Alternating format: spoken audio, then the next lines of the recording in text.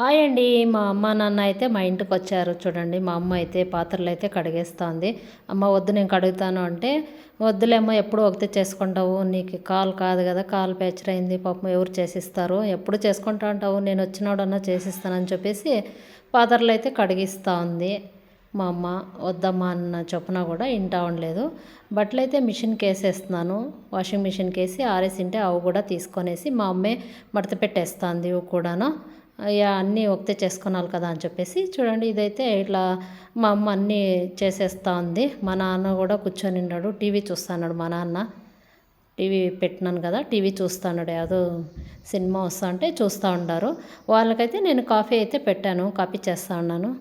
వాళ్ళకి కాఫీ అయితే 3 పూటలు కానీ తాగేస్తూ ఉంటారు. కాఫీ వాళ్ళు బాగా ఇష్టము. చూసారు కదా, భోజనం లేకుండా పర్లేదు, వాళ్ళకి కాఫీ ఉండాలా. కాఫీ అయితే రెడీ అయిపోయింది. మా నాన్నకైతే తీసుకొని పోయి ఆ గ్లాసులో అన్నీ పోసేస్తున్నాను. మా నాన్నకైతే ఇస్తా ఉన్నాను. కాలుతా ఉందేమో అని చెప్పేసి, మా నాన్న కాలుతా ఉందేమో కదమ్మా వేడివేడిగా ఇచ్చినావు అని చెప్పి చెప్తా ఉన్నారు. మా అమ్మ కూడా బట్టలు మడతేసేది వదిలేసి తీసుకొనింది. చూసారు కదా, ఇదైతే ఇట్లా తాగుతా ఉన్నారు కాఫీ కూడా నా వీళ్ళు. నేను ఇంకా వచ్చాను.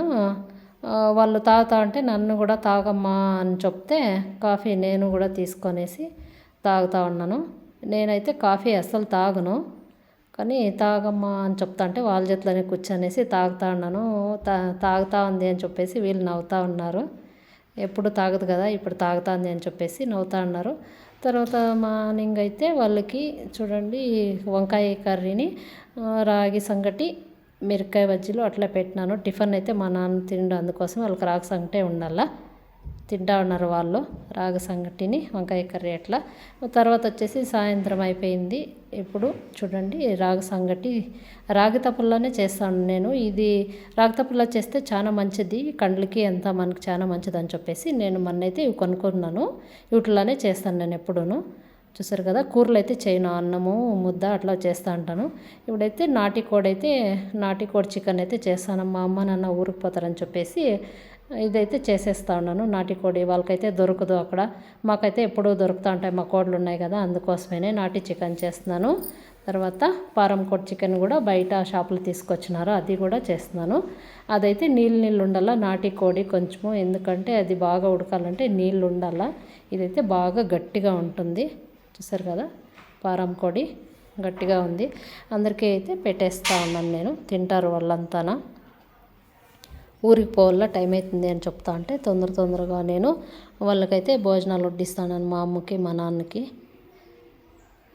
చూడండి పాపం వాళ్ళైతే ఇంకా ఎప్పుడో వచ్చేది ఊరికైతే బయలుదేరుతారు, రారు ఇప్పుడేనో, వెళ్తే ఎప్పుడో ఒకసారి వస్తాడు. నా కొడుకైతే పనుకోండి రాటు కూడా లేసి వస్తా అన్నాడు.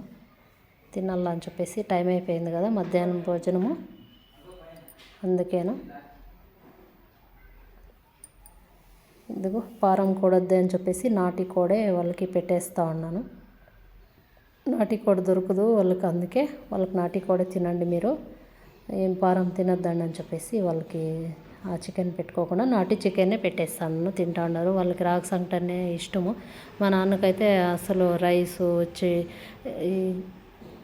రైస్ అంటేనే ఇష్టం ఉండదు ఎక్కువ, రాగి సంగటి అంటేనే చాలా ఇష్టము. టిఫిన్లో అవంతా తినడు, ఆయిల్ ఫుడ్ వద్దు అని చెప్తా ఉంటారు మా నాన్న. చూడండి, అందుకే మా నాన్న అట్లా టిఫిన్లు అవంతా ఆయిల్ ఫుడ్లు అట్లా తినుకోకుండా ఇట్లా ఉండేదానికి మా నాన్న బాగా ఉన్నారు. చూడండి హెల్తీగా ఎంత బాగున్నారు, ఆరోగ్యం ఎంత బాగుందో. షుగరు బీపీ అట్లా ఏం లేదు, బాగుంటారు వాళ్ళైతే. పెట్టేశాను, తినేస్తూ ఉన్నారు. ఇక మా ఆయన కూడా వచ్చారు, మా ఆయనకు కూడా పెట్టేశాను, మా ఆయన తింటూ ఉన్నారు. అందరూ తినేస్తూ ఉన్నారు. నన్ను తిందురా అని చెప్పి అంటూ ఉన్నారు, మీరంతా తినండి నేను తర్వాత తింటాను అని చెప్పి చెప్తా ఉన్నాను. మా అమ్మ నాన్న అయితే ఊరికి రెడీ అయిపోయారు. టైం అయిపోయింది, ఇంకా బస్సు కర్ణాటక వాళ్ళది కదా, బస్సులో టైం ఉంటాయి, అందుకోసమే లేట్ అవుతుంది, వర్షం పడుతుందని చెప్పేసి బయలుదేరి పోతా ఉన్నారు. మా అమ్మ అయితే తొందరగా రా అని చెప్పేసి మా నాన్నని పిలుచుకొని వెళ్ళిపోతుంది. వెళ్ళేసి వస్తామమ్మ జాగ్రత్త అని చెప్పేసి పోతా ఉన్నారు. వీళ్ళు వెళ్తే నాకు బాధ అనిపించేస్తుంది పాపము.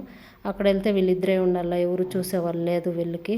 ఇక్కడైతే మేమన్నా చూస్తూ ఉంటాం. ఉండమంటే ఉండరు వాళ్ళు. కూతురు ఇంట్లో చాలా రోజులు ఉండకూడదు అని చెప్పేసి వాళ్ళు వెళ్ళిపోతూ ఉంటారు. ఓకే ఫ్రెండ్, ఈ వీడియో నచ్చితే లైక్